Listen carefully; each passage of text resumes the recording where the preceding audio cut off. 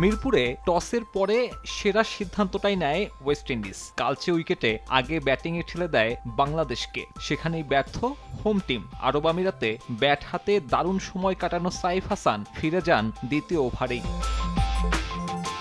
প্রত্যাবর্তন সুখকর হয়নি সৌম্য সরকারেরও। ফুল লেন্থ বলে মারতে গিয়ে ব্যাকওয়ার্ড পয়েন্টে হয়েছেন তালুবন্দী। তৃতীয় ওভারেই 2 ওপেনার ফেরেন সাজঘরে। পাওয়ার প্লেতে রান আসে মাত্র 33। শান্তকে নিয়ে ম্যারাথন ইনিংস শুরু করে দেন হৃদয়। 20 ওভার ব্যাট করে এই জুটির সংগ্রহ 71। 63 বলে 32 করে আউট শান্ত। 50 তুলে নেন হৃদয়। টেস্ট সুলভ ইনিংসটায় যখন সময় আসে স্ট্রাইক রেট বাড়ানোর, তখনই বাইরের বল তাড়া করে উইকেট বিলিয়ে দিয়ে আসেন এই মিডল অর্ডার।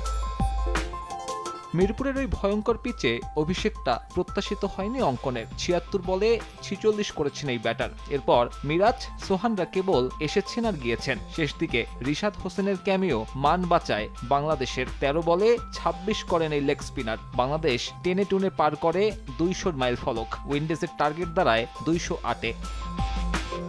জবাবে অন্যরকম শুরু উইন্ডিজের। ওপেনিংয়ে 50 রান, তাও 5-এর ওপর ওভার প্রতি রান রেট। অ্যাথানেস আর কিংয়ের জুটি ম্যাচ থেকে ছিটকেই দিচ্ছিল বাংলাদেশকে।